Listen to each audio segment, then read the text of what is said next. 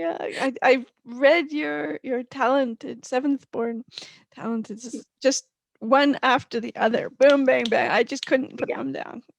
I really appreciate the way you write, what you write about, how you write, and I really want to know all about you and your process and all sorts of Okay. interesting things about it. Okay. Thank you. I am extremely happy that somebody loves my book, because that entire set was a labor of love. So it was definitely a lot of hard work, and it took me a long time to write those. You was it the first thing, the first series that you had written?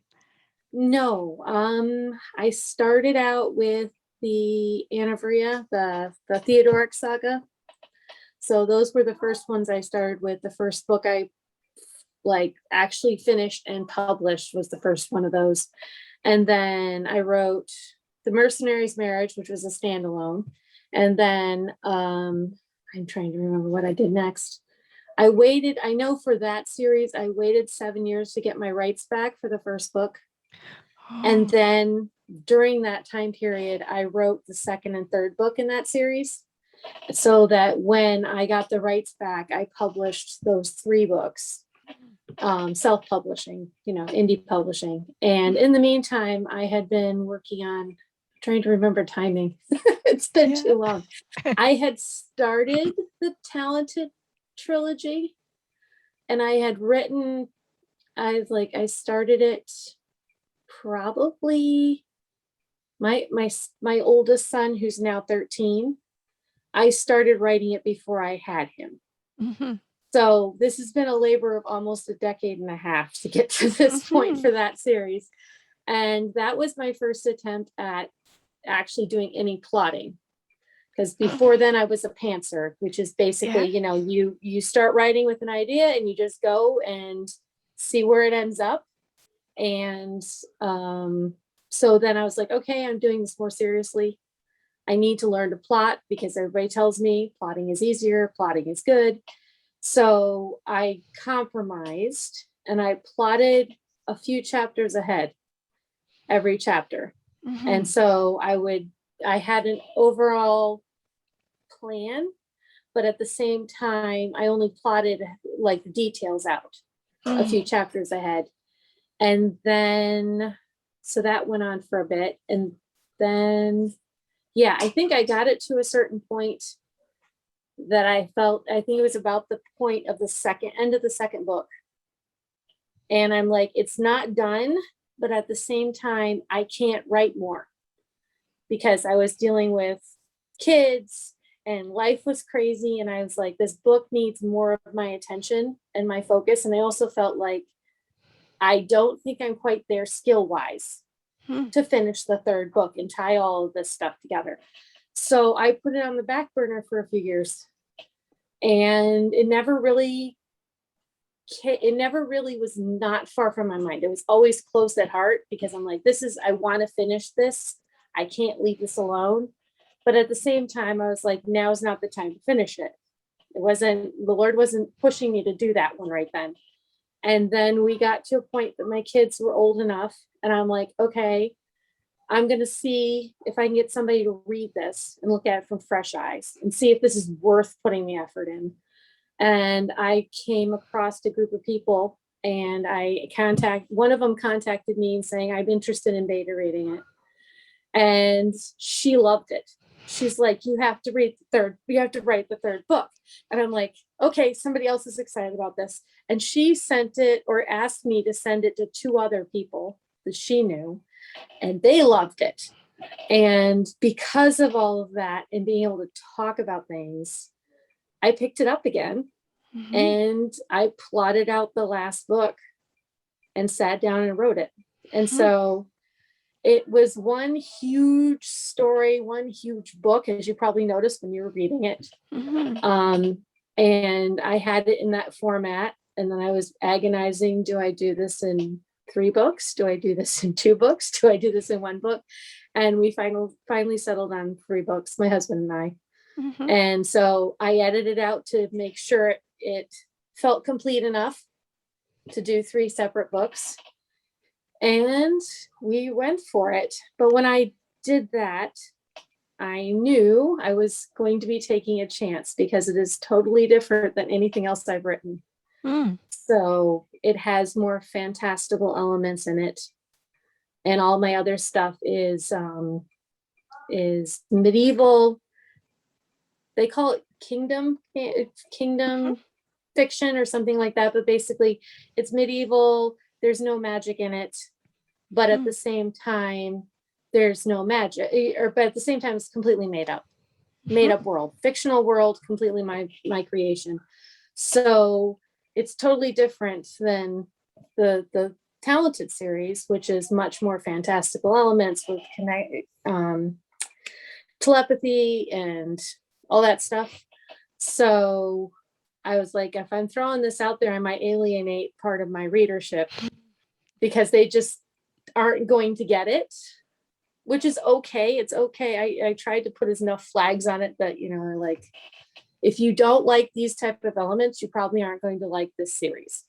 And I tried to do that, but I still had a couple people, you can probably run into their reviews that were like, this is too crazy. This is too new age, which it's not new age at all. Or this is too witchcraft. And I'm like, no, it's not witchcraft either.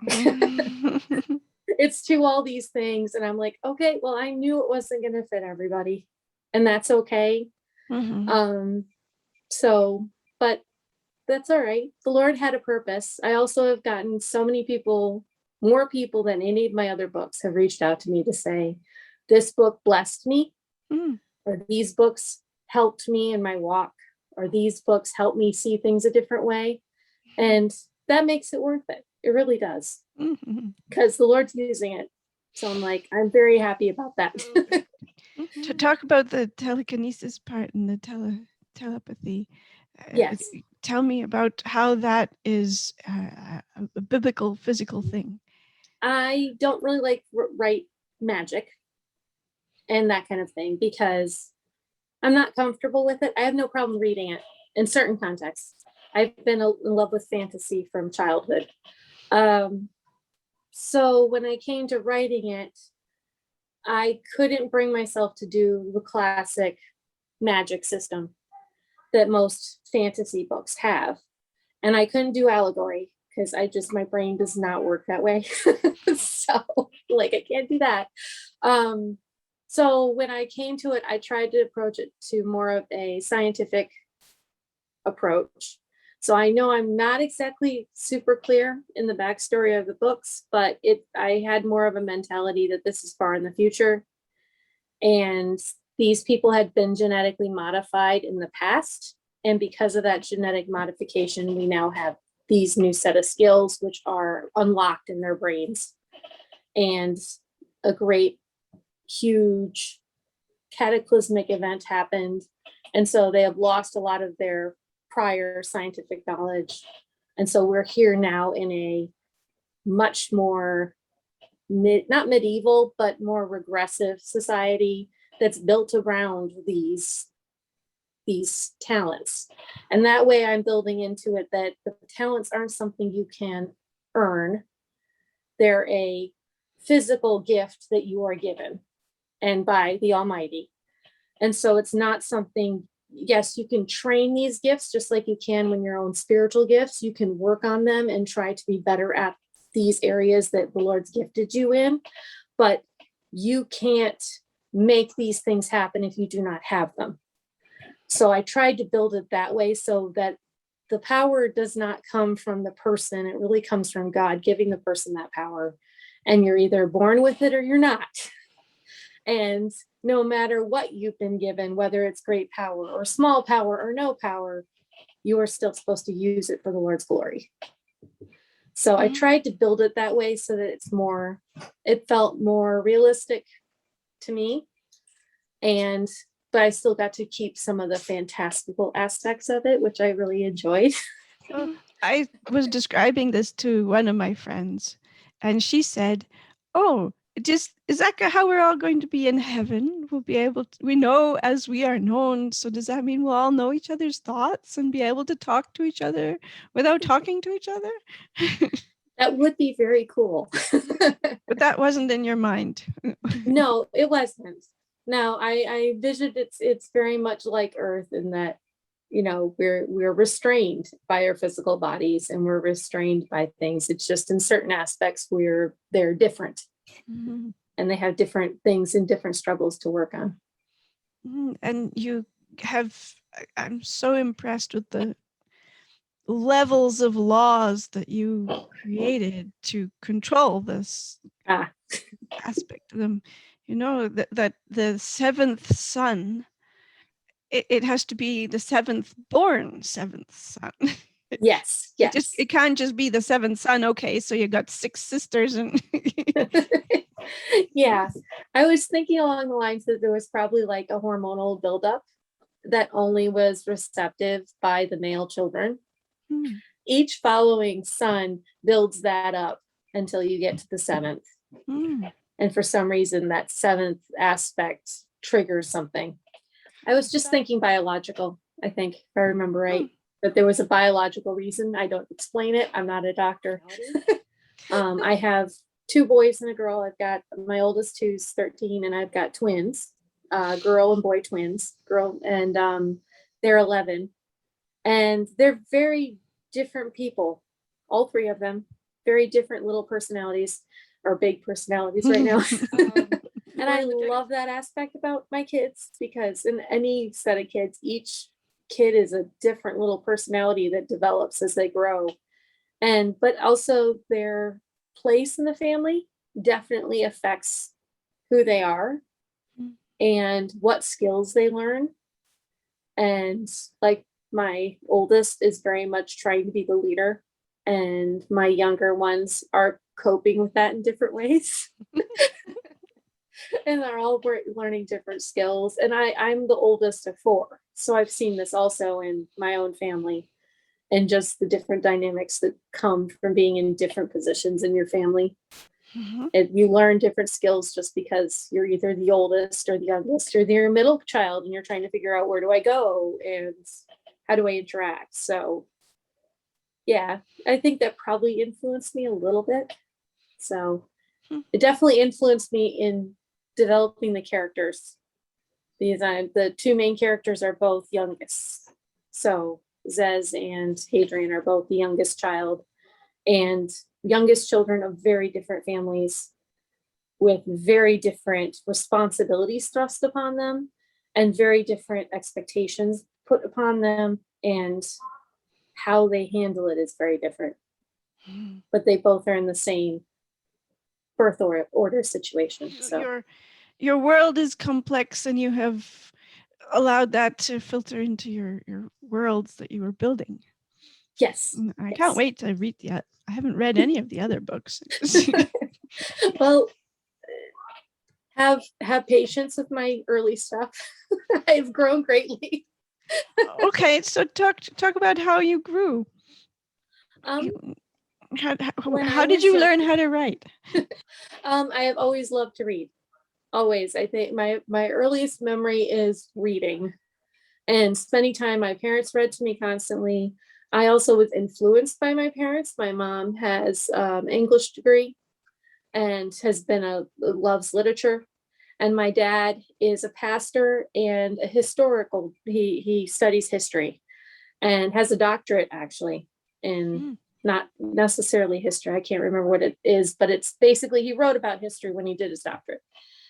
So I have always had an appreciation for the written word, for recording history, for paying attention to how people involved in history behave, and how, and as a pastor's kid, I've always been very aware of the relationships and people living around me and interacting with each other and conflicts and all that kind of stuff. I have always been conflict adverse, which really shows in my early work. So, because I have grown to understand how conflict is very important in writing since then. I started writing when I was a teenager.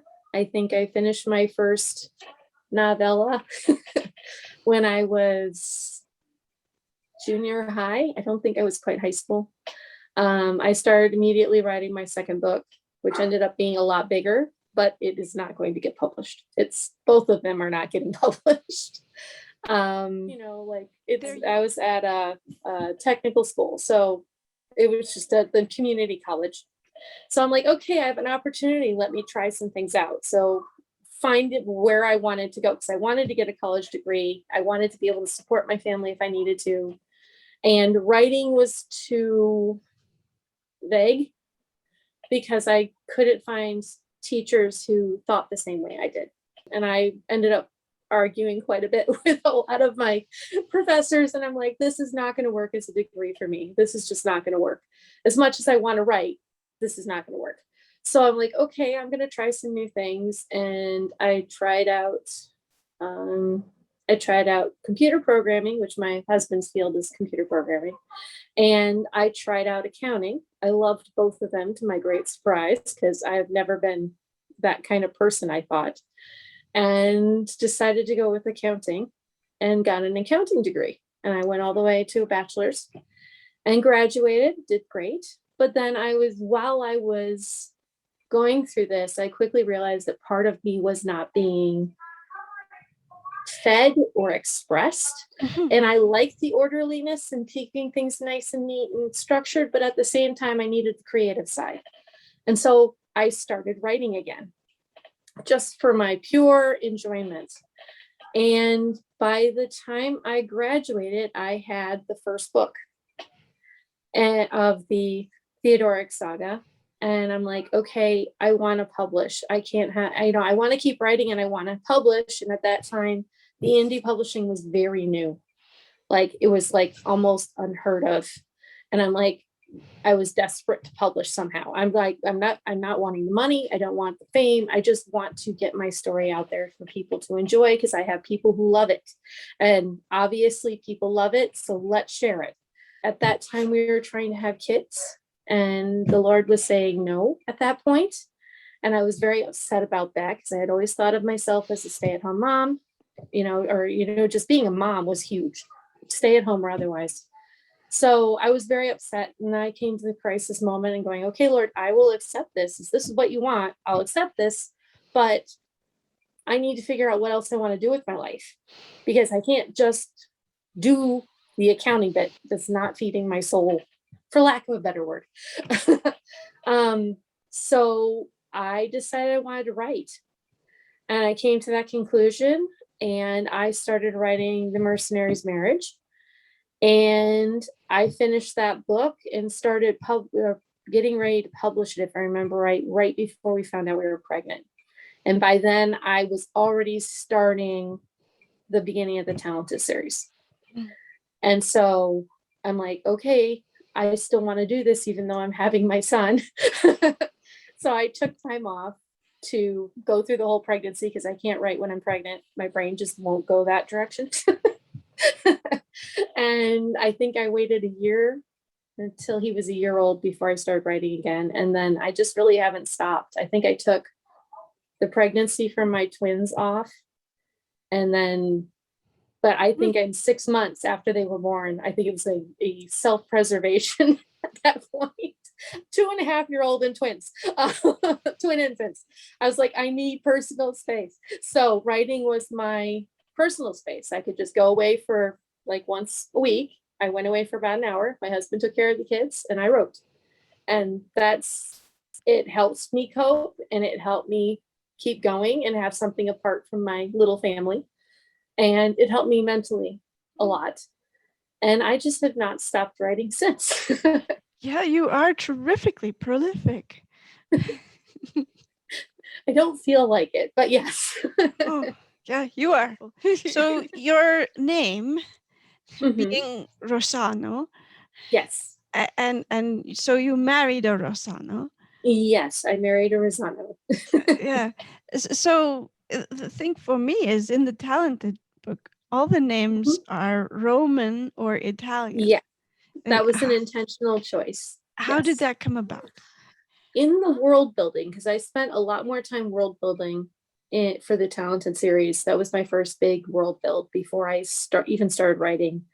It comes with the plotting. Mhm. I intentionally said I want to choose a system to try to model around. And I purposefully chose Latin. And I chose like, okay, I'm going to name everybody on Latin inspired names or Latin names. And I'm going to name places with Latin influence. And I'm going to purposefully choose to do these things. But at the same time, I didn't completely model Rome Mhm. and the Roman historical thing because I'm like, this is way far in the future. So they're going to take influences from a lot of different places that are through history. So I purposefully added in some familiar things and then also created new things to go in there so it feels otherness because it's a new world that, you know, it's new, like as in far in the future. So I purposefully tried to mix familiar and unfamiliar in crafting the world. So, and Mhm. I just picked Latin because I wanted it to feel ancient. Mhm. And you knew about it from your father, the historical influence there. In some ways, yes. Yes. And also just in my own reading from like I had, let's see, when I was a teenager, I had a massive fascination with Henry VIII, not because I liked him, okay?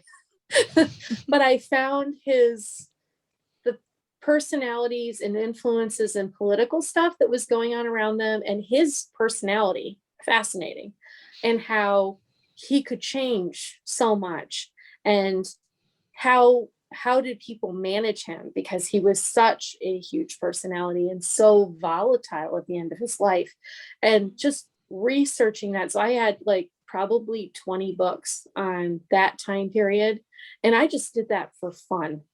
That was just my fun thing. And then when I started writing books, I purposefully chose a time period, not the talented, but for the other ones, I purposely tried to model close to the 1400s European world Mhm. influences and try to stick roughly to that time period with historical elements. So I try not to be anachronistic from that time period, but at the same time, I'm loose. It's fantasy. Mhm. Yeah. So I'm like, it's loose. So that's like, okay, well, people say there weren't any certain things before that time. Well, I'm going to put it in there anyway, because that's not going to jump out to most people who are not historians. Mhm. And my husband and I both read the book with the idea of, okay, a couple of these words sound anachronistic even though, and so I constantly am checking the past. When did this word start getting used? Where its roots are from, and making Excellent. sure I don't hit any really obvious ones that are like, oh, this didn't show up until the 1700s. So it's like I'm going to try to not use that, Hmm. but it's not perfect. It's just the ones that really jump out at people going, oh, that's way too modern. So I've gotten better at that over the years. You will find things that are anachronistic in my earlier books. Mhm. So Yeah. yeah, Well, no, so I do a nobody lot of says research. or like. I think okay is my biggest one. I think uh, it showed up a couple times up until probably honor. I think honor is the one I finally really truly paid attention to that one. cool. So, but it's not perfect. And I purposefully, it's like, if anybody takes me to task, this isn't historically accurate. Well, it isn't supposed to be history. Hmm. I try to make it as close to history in feel as possible, but it's not history. So, You don't label it as historic fiction. no, I don't. No. So. So, but some people, I frequently get people complaining, you don't tell me what year this is set in. Well, that's because I don't give you a, it's not set in history. Yeah, this country never existed. No, it never existed. None of these countries did. So, yeah, I think my main motivation is I'm lazy and I'm also like, I don't like doing extensive history.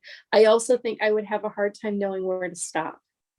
Because if I decided to be historical, I'd want to make it as accurate as possible. And you won't see me for 10 years publishing anything because I'm still trying to figure out if this is accurate. You would be wearing the clothes and eating the Yes, food. yes. And that's like, I'm not willing. I'm not willing to spend and invest that much time into it, because what I love about writing is the storytelling. I love the characters. I love the world building. I love telling the stories. I like the whole process for that part, the whole rough draft process. That's my favorite part. But and so I know it's like, then I'd spend all this time on, I'd enjoy it, but that's not my favorite part of this process. And so I spend more of my time on the rough draft than anything else. So Do you like going to Renaissance fairs? I haven't been to one yet. I Oh, wanted to, and then COVID hit. oh yeah. I've been several times in Phoenix. They have a big one there. Oh, I love the place. I went to. We went when we were first married. My husband ended up going to Europe for a business trip in the summer. And because I was out of school and I wasn't working, I went with him. And we were in the Black Forest area of Germany, Schaffheim area. And the Schaffheim was having, I forget how many years, like their 200th birthday for the town.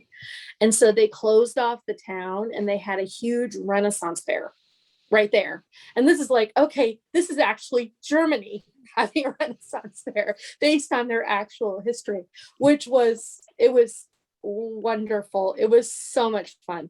And of course, we're the foreigners from out of the country. So the business people were like taking us around and showing us everywhere. And it was a very interesting experience. I enjoyed it very much. And I'd love to go to a Renaissance fair, because I'm like, this will be just like it. Except for I will understand what everybody is saying. Yeah, I don't think it would be anything like it, but it would be its own glorious experience. Yes. I'm hoping to. Once Yeah. everything settles down, I'm hoping to be able to do it soon. Oh, that's fantastic. I love the fact everybody's dressing up. Yes. You get the fairies. You get in Phoenix. There was always the Mongols. Yes. How can you? Of course, it was February, so they could wear all the fur, and feel comfortable. But wow. That's cool. Yeah. Anyway, the other question I had was about brothers. Brothers are very important in your talented book. I don't know how they are in other books, and the relationship a woman to her brother is different from a woman to her husband. Yes. And if you could talk about that. You have brothers. I have one brother and he's younger. So I have never had that relationship with him, because I think when I got married, he's like almost 10 years younger than me. So when I was moving out of the house, he was 9. So we didn't really ever get close as much as I'd like to. And I still try to, we try to stay close, but it's hard when you have that big of a difference. But I didn't you feed him as a baby? I took care of him. Oh yeah. Exactly. My name is Nanny in my house because of that. I had exactly the same situation. When I moved out of the house, my younger brother was 9. So. But I married into a family where my husband has 3 brothers, and he has an older sister. So he's the middle of 5. And I first experienced how brothers relate when we were engaged. And I was like, I really like this dynamic. And so I can tell you that many of my brother characters, or the brother-brother relationship, or the brother-sister relationship, is very much based on how I observe my brothers-in-law relating with each other. And also just observing brothers in general, because I find them fascinating how they interact. And now I have 2 in my house, my sons. So I find it very fascinating. And probably why it crops up in my book so often is because I get to explore that relationship and that dynamic. And my husband reads all my books before they're published. And he's usually the one who comes across and says, okay, this isn't realistic. And he hasn't done that for a very long time now, thankfully. But if the interactions don't feel realistic to him, he will point them out to me, which is very helpful. being, I grew up with sisters more than my younger brother. My younger brother was, oh, cute baby. And my two younger sisters we were much closer and much more sisterly interaction. So I am very familiar with those as well. So, but yeah, I have a lot of brothers in my books. I'm working on a book that's touching on, I have a family of 12 brothers in this series that I'm working on right now. And 12. this is my second book with one of them in it, which means all of them are interacting in it. And so I'm like, okay, I got to go back and read all my notes from the first book they showed up and make sure I get everybody's personality consistent. In a woman's life, how is a brother different from a husband?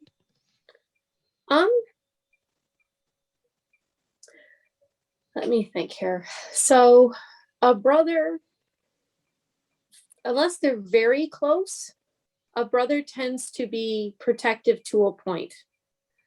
It's like they tend to be, okay, you need to stop doing that, or okay, leave my sister alone. But they're not the kind to like be carried, like, are you crying? Why are you crying? Taking care of you, not as attentive. And I think husbands should, not all husbands work this way, but husbands should be more attentive to the emotional needs, not just the physical protective needs. And because guys don't usually inherently worry or are concerned about the emotional aspect, and women are. And so it's something you'd expect your brother to protect you if somebody tries to bully you, but you wouldn't expect your brother to listen as you pour out your heart because somebody hurt you emotionally. It's a different dynamic. And husbands are much more, they tend to be more supportive. They're not necessarily comfortable with it, but they realize that aspect of this relationship has to be taken care of as well. So I think that would probably be the biggest difference. So, and then it's also personality, because some brothers are much more involved in saying, I expect things to go this way, and if they don't, I'm going to intervene. And some brothers are just like, oh, okay, whatever you want to do, I'm fine with that. And so personality, relationship dynamics, there's a lot of aspects that affect it. So. And you can have many brothers, you can only have one husband. Yes, very much. So you can have the various personalities of the brothers. Yes. And if you feel this way, you go to that brother. You feel this way, you go to that brother. Yes. Whereas with your husband, he gets everything. Yeah, your husband, yeah, he gets everything. Poor guy. Poor guy. Yeah, I'm already planning, well, sort of planning.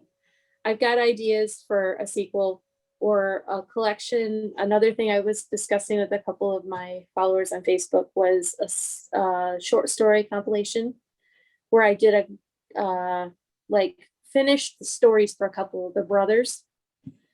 And so that you get a little more resolution for a couple of those story threads that I didn't really sum up in the last book, because the scope of the book was already so big. Yeah, and having created such a complex world and all those rules, and it's fantastic world building you did. Do you feel like you want to go back there and play with it, or is it, that's enough, I've done with you, I'm on to this world now? When I finished, I needed a break because it is incredibly intense, because I was basically writing for the last book. I was writing not just a third book, but I was writing the climax that had to beat the climaxes of the first two books, because this whole thing is one huge story. And so that was exhausting, trying to make sure I caught all the threads I wanted to, and everybody went in the right direction and it made sense. And we got enough action and we got enough emotional resolution. And did I finish everything adequately to make it feel done? But at the same time, I also didn't want it to be a nice, neat bow. I purposely did not want it to be a nice, neat bow, because when you're dealing with all the heavy themes that you're dealing with in that series, life isn't neat, and God's pattern for our life is neat in his eyes. He has the bigger picture. But for us, it's not it's messy at the end. Things are not comfortable sometimes. And you go, okay, I know there's a bigger purpose, but at the same time, realistically, you don't always get what you're looking for or what you want. And yeah, Adrian wanted the country to come back together and be whole. He wanted the government to recover. He wanted everyone to accept everyone no matter what. But at the same time, he's an idealist, and there was no way he was going to actually get that realistically. And so I had to figure out how to give him a happy ending without a neat bow. And I think also, to some extent, even though he probably wouldn't call it a happy ending at that point, it was. Because it was killing him. And he needed to walk away. And the only way he was going to walk away if somebody told him, no, you have to walk away. It's done. It's out of your hands. So, it was an incredibly satisfying conclusion. Oh, good. I was really, I took a deep breath and said, yeah, these people are where they need to be. It felt good. Yes. And I tried to give the feeling of they have more to do. We have purpose. We're moving forward. And we're better for what we've been through, but we're moving forward. We're going to continue to make a difference in our world, just in a different way than we were at that point.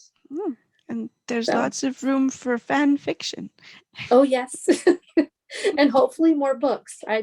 If I ever get enough time and brain space, I'd like to write their son's book, because there's a lot of potential there of exploring what if you're born into a great power, because he is going to grow, genetically, the promise is there. What if you're born into great power, and how do you live and grow up with all this potential on your shoulders? And how would people treat him, and what would he do, and how he'd react to it? So I've been thinking about things, nothing concrete yet. Well, also, they've entered into a society that's never dealt with talents before. Yes, which is something I'm whole dynamic there. Yes, and especially since I was thinking world building wise, I think they actually do have talents, but it manifests differently because they're not trained, and it's a different system. And I kind of want to explore that, especially from the perspective of somebody being raised by parents who are teaching him in the old system, or in the system in their homeland, and him growing up in a land where that's not how the system works and how things work, and trying to explore a different facet. So that totally connects with this third culture kid thing that I'm working with. Yes, it does. Wow. So I have ideas. I can't promise when I'm going to write it. It might be another 10 years. Keep writing what's right in front of you, right? Yes. I put my pen on the paper and things come out. Yes. Oh, that's what I'm writing today. Oh, wow. I have my moments where I'm very tempted to do that. And some of my books, I can point to them and say, yeah, I tried to plot that one. It didn't get plotted. It got pantsed. Yeah. So far, I'm not into plotting at all. I can't plot the whole book. If I plot the whole book, I lose interest. So, because as I used to say earlier in my career, I was like, I am discovering the story at the same pace you are, because I'm writing it and I'm having fun with it. And it's almost like I'm telling myself the story. So that makes it fun for me, and I enjoy it, and it makes me excited to keep moving forward. If I already know the ending, I'm not too interested in writing the book. I need to have that element of surprise. I have characters who might go off track or might go off plan. And I have secondary characters who tend to show up and steal the scene. And I love that aspect of writing. And it's not something I want to give up. Me to ask, are your books in audio? No, they are not. So I've been debating it, but my husband, who is my business manager, is very adverse to making the financial investment yet. Mhm. So it's sort of like it's somewhere down the road. If I can make enough money, maybe Mhm. we can invest in it. But Yeah. at this, I'm a narrator. yes, I saw that on your website. So I was thinking you need a male narrator Yeah, I think I do. to do all of those, because I would love to do it myself. Yeah, yeah, But to do all those brothers, my voice would wear out too yeah. quickly.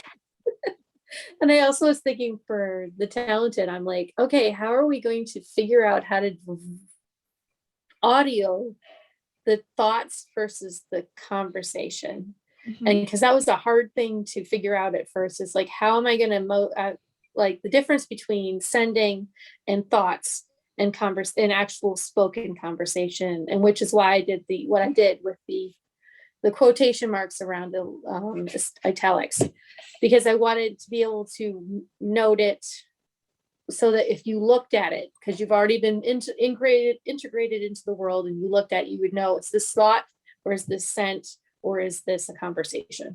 Mhm. And trying to make that distinction really obvious at just a glance. So I didn't want it pulling the readers out of the book. Yeah, it worked Yeah. perfectly. And a talented narrator will be able to do that for you. Yeah. So, yep, I got it in the back of my brain. Yeah. Well, it's a huge income stream. Yes. Yes. Yeah. And it's getting bigger, it seems. More research I do, it looks like it's getting more and more. Yeah. People are reading or listening to audiobooks. My kids are obsessed with audiobooks. Maybe one of your sons will grow up and do it for you. Yes, yes. I fed you. Now you can read my book. Yes. Read it for me nicely. Or you could get the three of them to act it out for you. Yes, yes. That the romantic element is very important to you in your books. Yes, I've always been a bit of a romantic inclined, but I want things to be God honoring. So God honoring romance, like healthy relationships with good solid friendship at the base, and healthy interactions, and keeping it clean. You don't need the rest of the stuff in there. Yeah, and that is one thing that I really appreciated reading. I knew you weren't going to surprise me with anything that I really didn't want to read. Oh, I didn't want to know that. Yes. And yet the passion is very deep, and yes. And I love the restraint in the characters. I love reading about restraint. You don't read about restraint very often, do you? Exactly. Well, I'm just like and it's like it's important. It's important in a relationship. It's important because marriage is a picture of the relationship between God and his church. And I want my relationships in my books, my romantic relationships in my books, to be honoring of that, which means the relationship goes deeper than the physical. It's a meeting of people and personalities on a level that is like, it's deeper than what you see on the surface.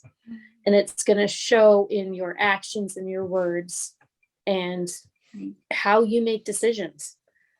So it's something that I want to show physical manifestations of this relationship. And it's going to look different because different people are different personalities, and how they relate to each other are different. But at the same time, at the core, it's supposed to be emulating Christ in the church and a self-sacrificial love, without being, oh, I'm going to do something foolish for you. It's more of I'm going to actually care about what happens and how we make hard decisions together and stuff like that. So I think it's very important. Oh, and you do it very well. I enjoy reading what you did there. I'm glad I'm reaching my goal. You are, I can assure you. Good. I'm glad. I enjoyed it. I just love to write, which is why I'm doing it. I feel God's called me to do this, but at the same time, I also really love doing this. So there's a lot of joy involved. Mm. So, and hopefully I will speed up how I'm producing now that the kids are older. So I'm trying to finish 3 books this year. Yeah, you have quite the schedule. Yes, yes. So we're homeschoolers. So for school, it's like I'm the main parent that's homeschooling everybody. So school has required a lot from me in time commitment and focus, especially during the school year. But as the kids have gotten older, there's been less sitting next to them while they do their schoolwork and more of a, okay, you have a problem, let me help you, which means I have more time in between to actually do something else. And writing's been perfect because I can do it in between things as long as I have the focus to keep it up. And yeah, so in this summer, the kids are old enough, I can say, okay, mom's writing for 2 hours, go away. And you're modeling what you want them to do. Yes. Hard work. Sit down and get the work done. Yeah, trying to. Oh, that's very cool. Yep. And where can we find you? You have a website and... Yes, I have a website. I am most active on Facebook, especially in my Facebook group. I try to post there probably multiple times a week if I'm keeping up with it. Other times I go in my hole and work, so I don't talk about it stuff as much, but I try to keep that up to date. I have a blog on my site, but as you see, I don't post very often. I'm trying to post more.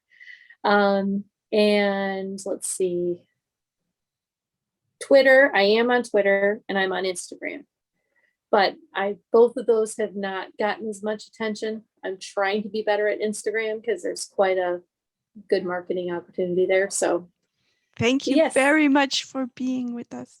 Yes, and thank you very much. All the questions so candidly. We'll see you again soon. Okay, sounds good. Thank you. Bye. Bye.